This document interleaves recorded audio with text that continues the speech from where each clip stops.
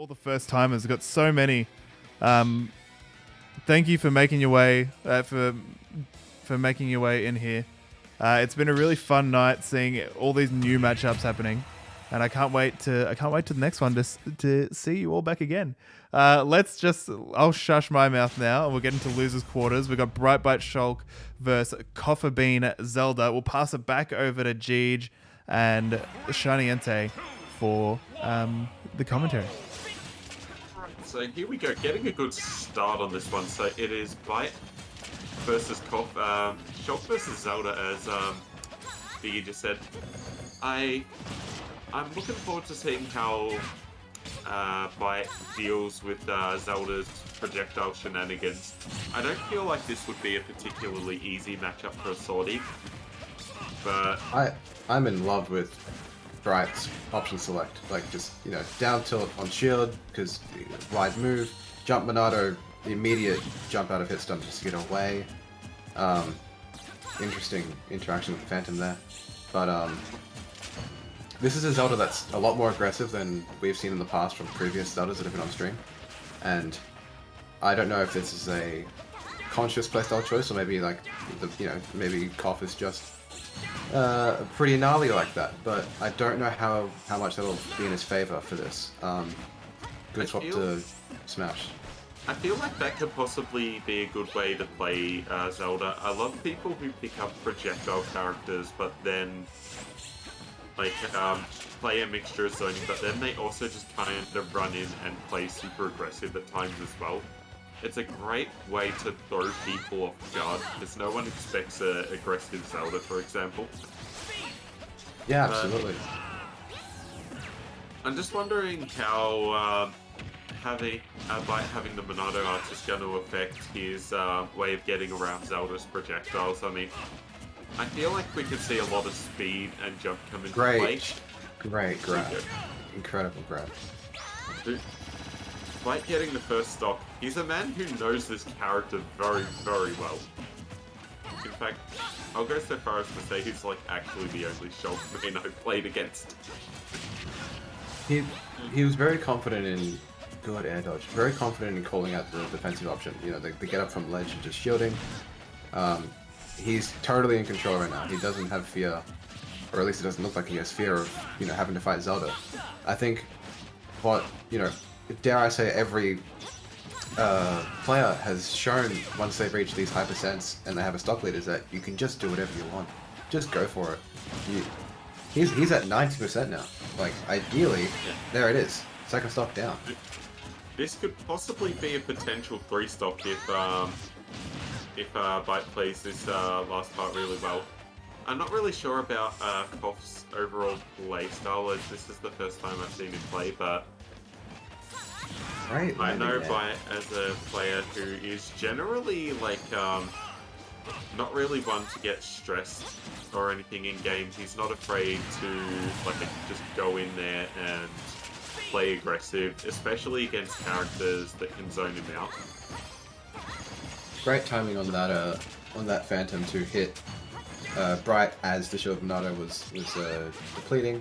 I think interesting thing that I've seen from Coughabean that I didn't see earlier is that he's using less neutral B to land. I believe it was Coughabean Big Nasty. Let's double check if I'm correct in saying that. Yes, it was. Where against Ken, you can kind of just get iframes. It didn't end up working out, but that was definitely a tool being used more often. So, but I will say I'm just surprised at the lack of neutral B from the Zelda here. Although he did do good getting back into that game. Yeah, that was very impressive to bring it back to a 1-stock game.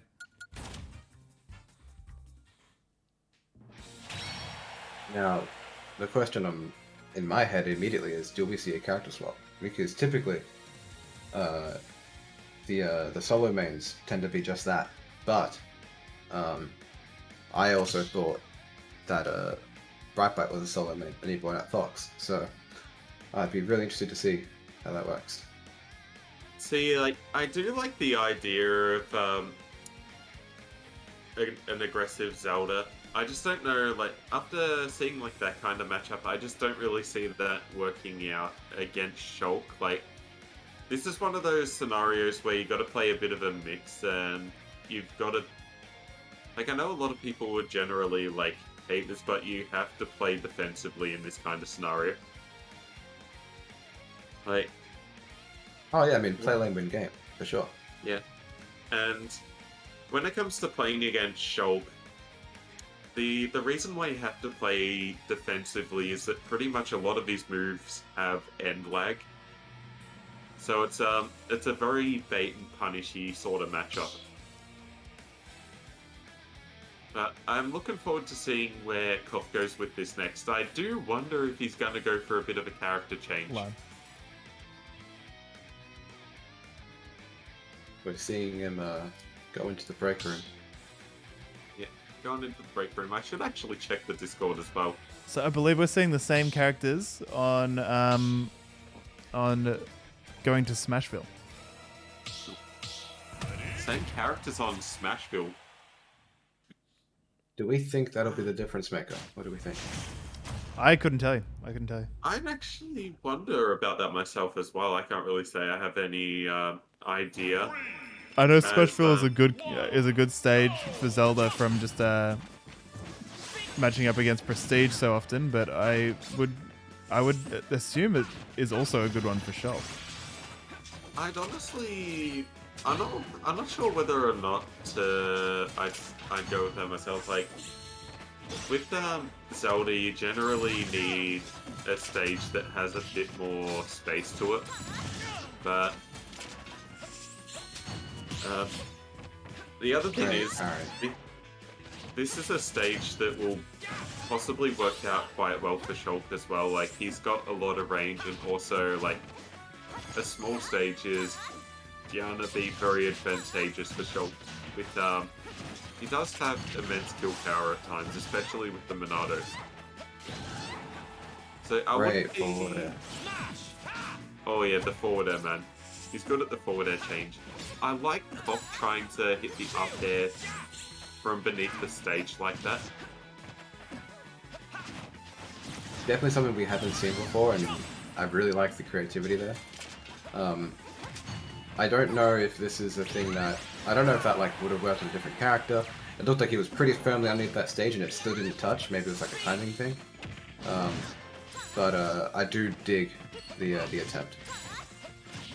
Honestly, I can say the same as well. It's just a cool thing to go for, and I like people who try to pull off shenanigans like that. Like, no one expects to be hit from underneath the stage. Oh, shield art coming in clutch there. Completely denying that up B off stage. I mean, off the top. Oh. I don't know whether or not this will be like the case for like a lot of characters, but I find that at least in Duckhun's case, with when Shulk has the shield art out, it allows me to do my low percent combos pretty much all over again. So it shifts my gameplay over to focusing on those again. Oh, unfortunate there. But yeah, I just wonder how that would go with Zelda. I don't think Zelda really has many combos. Zelda's combos are usually just down throw and nair, and then like you go from there with like a tech chase situation. But I mean, you're absolutely right. Like a lot of her strengths come outside of neutral. So I'm interested to see how she brings it back. This is definitely doing... I think this is better than the first game. I think there's more promise coming out of this to bring it back. But I do wonder. I feel like there definitely is a bit more of a chance to bring this one back. Like, as at this stage in the last game, it was looking to be like a 3-star. Web with a gift sub to Dog Zone. Thank you very much. Great grab. Good. Well done. Ah, fantastic follow-up. Really good. So, Biggie, were those your alerts going off there, Matt? Yes, Yeah, yes. Web with the gift sub to Dog Zone. Thank you very much, Mr. Web. I just want to say, as a man who clearly is a Banjo fan, I gotta say, I actually love that alert. Thank you, thank you. Dude, the swearing bots. It's a classic. Yeah. Right. Back into this though. I'm Very loving the close. call out to shield the Phantom. Ooh, very good of Byte to go a bit lower, use jump Monado to get back up. I think if he didn't have jump, he would have had to go sooner. Oh, and there we go. Forward throw. Sus DI, There I you go. guess. Smash Damn, out damn, getting damn. that kill. I'm not 100% sure if DI would have necessarily changed that, but it could have been a possibility. But man, Smash Art Not is sure. just a painful thing to get by. It's just Alright. surprising when you don't see anything like you just see him die. Just no kill spark, no end screen, just bang. Yeah. I honestly like have seen that happen so much with Shulk. It's just kind of like you just get thrown. That's like you're dead. No kill screen. No nothing. It's like, mate, where's my kill screen? Oh. Not gonna lie, I feel kind of sorry for Shulk mains when they get the kill, but there's no like epic kill screen off. But alright, I'm gonna head over to the other Discord just to see what's happening here. So they're just discussing the up air through the stage.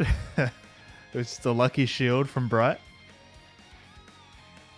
Apparently. I've got to admit as well, I pretty much didn't really expect that Zelda could do that. Like, I know that up air has big range, but I've never really seen it as like an Ivysaur type of move where he can up B through the stage or even up air through the stage.